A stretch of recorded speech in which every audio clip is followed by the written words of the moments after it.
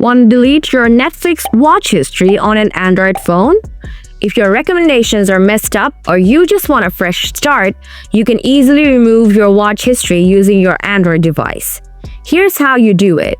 First, open Netflix on your iPhone.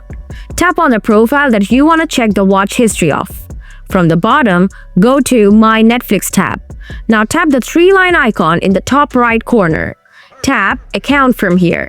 Scroll down until you find Privacy and Data Settings. Tap on it.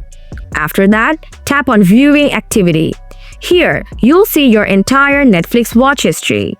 To delete a specific title, tap the circle with a line icon or the hide icon next to it.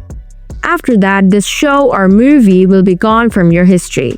If you want to delete all titles at once, scroll to the bottom. Tap Hide All and confirm your choice. And that's it. That's how you delete your Netflix watch history on Android. If this helped you out, hit like and subscribe for more quick tech tutorials. See you in the next one.